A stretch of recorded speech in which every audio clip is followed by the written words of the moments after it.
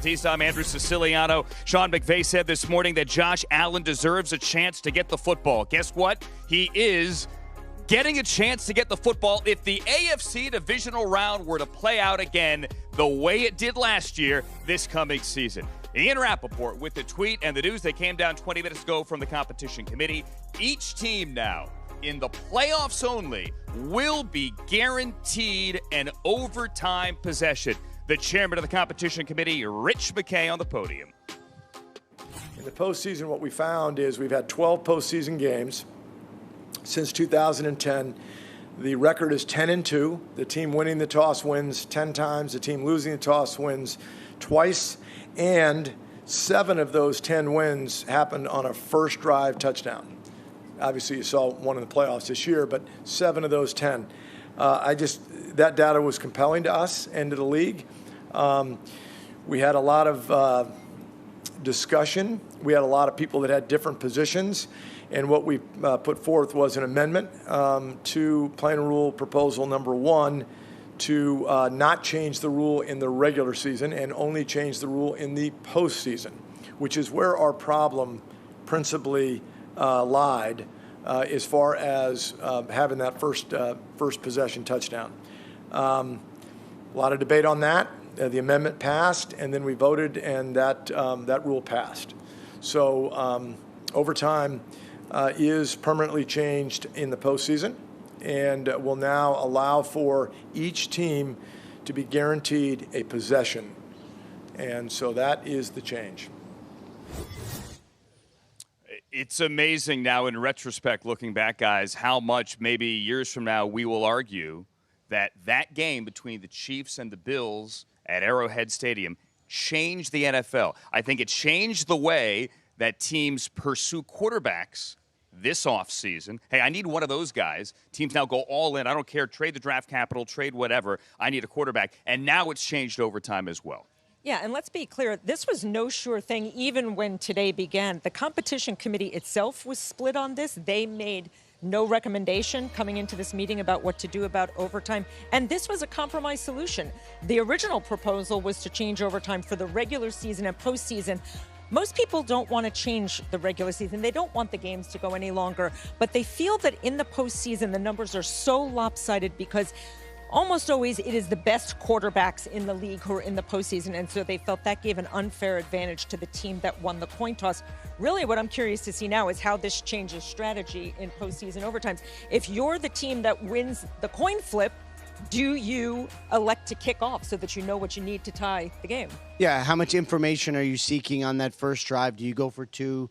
So the 2 thing is interesting. Yeah, do you go for 2? And how aggressive are you? But, you know, in talking to coaches and talking to owners over the past couple of days, the sense I got was, guys, this was more popular among owners than it was in coaches. Coaches were a little more reserved. I know plenty of the coaches I spoke with were like, can we just play defense? Why do we have to change? But enough owners wanted to make this change. It ended up being 29-3 was the vote on the compromise solution. It's not the original Eagles coach proposal. That was for changing overtime where both teams got a possession in the regular season and playoffs. It is just the playoffs. But look, I mean, of all of the arguments, and we've talked about plenty of them over the last couple of days, doesn't Josh Allen deserve a possession is the strongest argument. And in this NFL, when quarterbacks dominate everything, and we have seen it dominate the last 3 weeks of the offseason, making sure that your guy gets a possession seems to be the most important thing. I think this is an acknowledgement of the reality that, yes, you can say play defense, and certainly we talked to plenty of coaches this week. Ron Rivera said it bluntly to me, play defense, and that's true. But I think this is an acknowledgement of the reality of how football is being played now.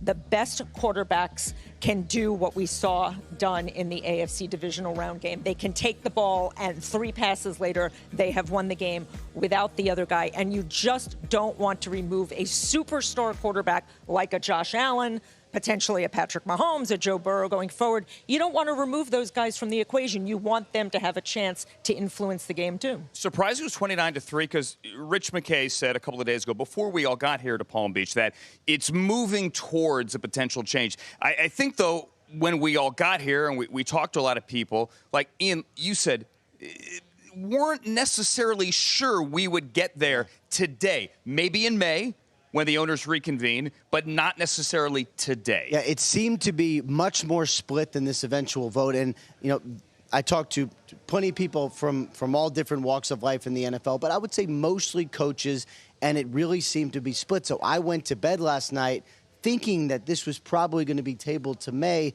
and then what happens in the room really does change things. The momentum of we're nowhere, oh, wait, here's a compromise. And then once the compromise happened, it was like, okay, we can get on board. And so what I imagine happened is when they struck the compromise of, okay, only for the postseason, not the regular season, plenty more votes jumped on board to form the 23 yays. All right, we're going to have scheduled to appear Sean McVay, Arthur Smith, head coaches of both the Rams and the Falcons. We'll get their reaction when they hopefully sit down with us coming up in a little bit. The Commissioner, Roger Goodell, is expected to wrap this annual meeting in a few hours, and we will hear his comments as well. There's a lot of business that's been done these last couple of days starting on Sunday. I want to get to something that we didn't have time to touch on yesterday, Ian, and that is teams are now going to be required to hire a minority assistant specifically on the offensive side of the ball. Tell me about that. Right, and this is aimed toward increasing the pipeline from assistant coach to head coach. And really, this is the first time that we've seen, Judy,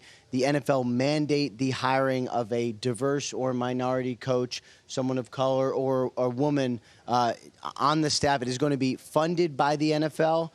They were going to have the title. We're all going to know who is sort of being put in this pipeline to help with the offensive game plan and then hopefully come up and become some of the next generation of head coaches. I mean, this is just another effort by the NFL to try to get better numbers into the mix for head coaching candidates. Ultimately, again, this is a way to increase the pipeline on the offensive side of the ball where we are seeing so many head coaching hires come from. They have had other initiatives. They have brought in a committee of outside experts to advise them on their hiring policies. We know that they are very frustrated with where the numbers are. So this is the next attempt to try to get the numbers up.